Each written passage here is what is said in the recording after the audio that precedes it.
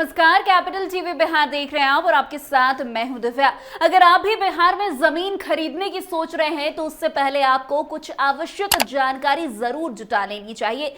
बिहार में जमीन खरीदने से पहले आवश्यक जानकारी जुटाना बेहद जरूरी है। ये केवल एक निवेश नहीं बल्कि आपकी पूरी जीवन भर की जमा पूंजी का सवाल होता है। कई बार लोग बिना पूरी जानकारी के जमीन खरीद लेते हैं और बाद में उन्हें भारी नुकसान का सामना करना पड़ता है। ऐसे मामलों में छोटे से छोटे लापरवाही के कारण लोग अपनी मेहनत की कमाई गवा बैठते हैं। यही कारण है कि बिहार सरकार के राजस्व और भूमि सुधार विभाग ने इस मामले में खरीदारों को सचेत कर दिया है।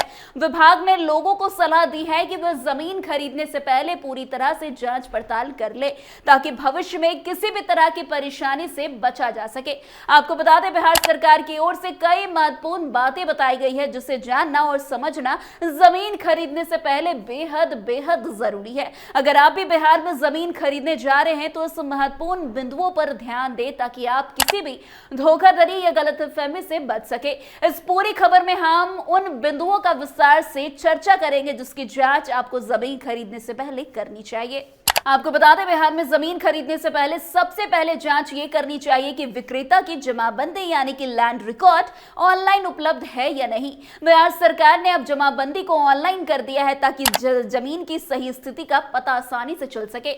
ऑनलाइन जमाबंदी में विक्रेता के नाम पर जमीन के वितरण की जानकारी होती है, जैसे कि खेसरा नंबर, रकबा और भूमि के प्रकार और चीज। आप आसानी से जमाबंदी को देखने के लिए बिहार सरकार की आधिकारिक वेबसाइट biharbhumi.bihar.gov.in पर जा सकते हैं। यहां पर जमाबंदी देखने के लिए आपको क्लिक करके आप जमीन के बारे में पूरी जानकारी प्राप्त कर सकते हैं। जमाबंदी देखने के बाद ये सुनिश्चित करें कि आपके द्वारा खरीदी जा रही जमीन का खेसरा नंबर और रकबा यानी कि एरिया सही रूप से दर्ज है या नहीं। खेसरा नंबर जमीन के खंड का अद्वितीय पहचान करता होता है और रकबा से जमीन का कुल क्षेत्रफल यानी कि एरिया जाना जा सकता है। अगर इन दोनों का मिलान विक्रेता द्वारा की जा रही जानकारी से नहीं हो रहा है तो ये एक बड़ा संकेत हो सकता है कि जमीन पर कुछ गलत या विक्रेता के पास सही दस्तावेज उपलब्ध नहीं है। आपको यह भी देखना चाहिए कि क्या विक्रेता द्वारा दी गई जानकारी सही है और जमाबंदी में उल्लेखित खेसरा और रकबा का मिलान आपके द्वारा खरीदी जाने वाली जमीन से हो रहा है।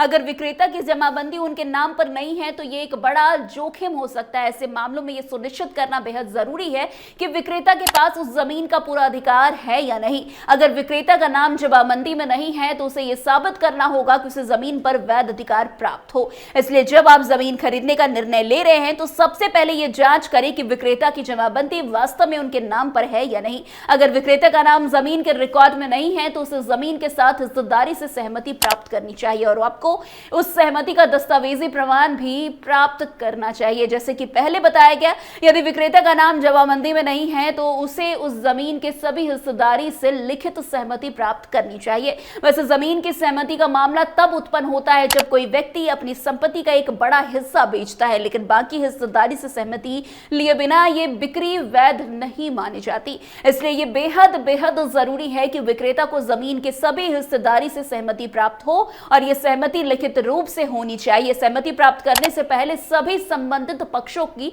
पूरी जानकारी प्राप्त करना काफी आवश्यक है। यह सुनिश्चित करता है कि भविष्य में कोई भी विवाद उत्पन्न ना हो। वैसे जमीन खरीदते समय यह जानना भी बेहद जरूरी है कि वो भूमि किस प्रकार की है और उसका उपयोग किस उद्देश्य के लिए किया जा सकता है। क्या वो कृषि भूमि है या आवासीय भूमि? क्या उसे व्यवसायिक उपयोग के लिए इस्तेमाल किया जा सकता है या नहीं? क्या उस भूमि पर कोई सरकारी प्रतिबंध या नियम तो नहीं लागू है?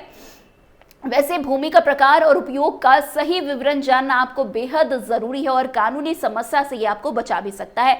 उदाहरण के लिए, अगर आप कृषि भूमि खरीद रहे हैं और भविष्य में उस पर बिल्डिंग बनाना चाहते हैं तो आपको ये सुनिश्चित करना होगा कि उस भूमि पर ऐसा करना कानूनी रूप से सही है या नहीं। वैसे जमीन खरीदने से पहले यह सुनिश्चित करना बेहद जरूरी है कि उस पर कोई कानूनी विवाद तो नहीं है। जमीन के ऊपर कई बार मुकदमे चल रहे होते हैं और बिना जांच पड़के जमीन खरीदने से आपको भविष्य में परेशानी हो सकती है। सकती है।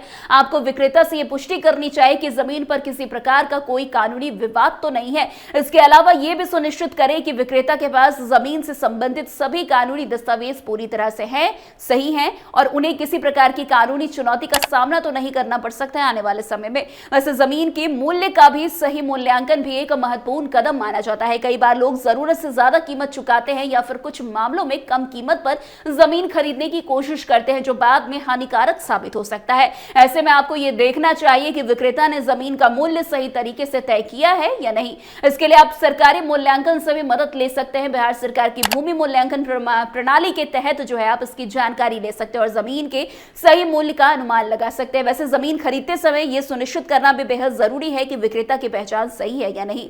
आप विक्रेता की पहचान पत्रों जैसे कि आधार कार्ड, वोटर आईडी कार्ड आदि के द्वारा जांच करें और यह सुनिश्चित करें कि विक्रेता वही व्यक्ति है जो जमीन का मालिक होने का दावा कर रहा है। यह कदम आपको धोखाधड़ी से बचने में मदद करेगा और भविष्य में किसी भी प्रकार के विवाद से निपटने में आपको सहायक साबित होगा।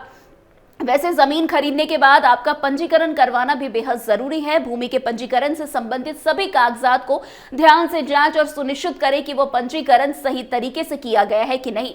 पंजीकरण से जमीन की स्वामित्व की स्थिति और कानूनी वैधता सुनिश्चित होती है। वैसे जमीन खरीदना एक बड़ा कदम माना जाता है और इसमें कई पहलुओं की जांच पड़ताल जरूरी होती है। यदि आप बिहार में जमीन खरीदने जा रहे हैं तो उपयुक्त सही सभी बिंदुओं पर ध्यान देना आपको बेहद जरूरी है। सही जानकारी और सही जांच पड़ताल से आप किसी भी प्रकार की धोखाधड़ी और कानूनी झंझट से बच सकते हैं और अपनी मेहनत की कमाई को सुरक्षित रख सकते हैं। इसलिए जमीन खरीदने से पहले सावधानी बरतें और पूरी जानकारी हासिल करने के बाद ही आप किसी भी जमीन को खरीदें।